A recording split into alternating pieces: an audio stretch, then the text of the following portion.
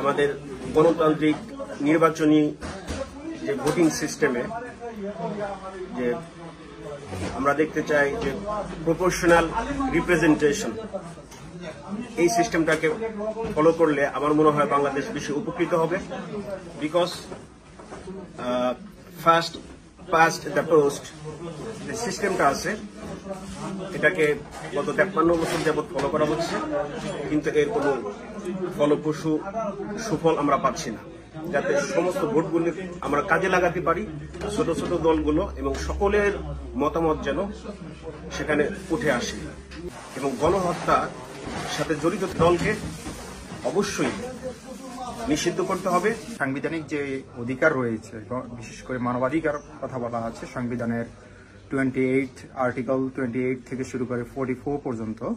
আমি চাইবো এই নতুন যে সংস্কার বা যেই সরকার আসুক না কেন, এই সাংবিধানিক যেই আর্টিকেলগুলোর প্রেক্ষাপটে বা আলোকে বাংলাদেশের যে সাংবিধানিক রাইট রয়েছে সেগুলো যাতে বাস্তবায়ন হয়।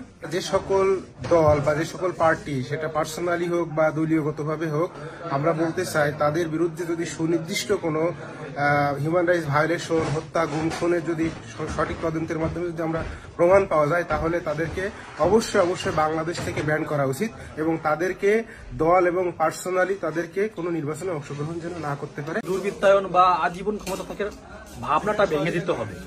এর অংশ হিসেবে যে কোনো ব্যক্তি দুইবারের বেশি প্রধানমন্ত্রী হতে পারবে না, এমপি মন্ত্রী হতে পারবে না, এটা খুবই যুক্তিযুক্ত। কারণটা হলো যে ব্যক্তি দুইবারের বেশি যদি প্রধানমন্ত্রী, মন্ত্রী, এমপি না হওয়ার কোনো আইনগতভাবে সুযোগ না থাকে, তাহলে তার মধ্যে স্বৈরাচারী ভাবনা আসবে না এবং সে দুর্নীতিতে জড়িয়ে পড়বে না, এবং নতুন নেতৃত্ব তৈরি হবে, গণতান্ত্রিক মানসিকতা তৈরি হবে এবং বাংলাদেশে ফ্যাসিবাদের বা স্বৈরাচারের মূলোৎপাটন হবে।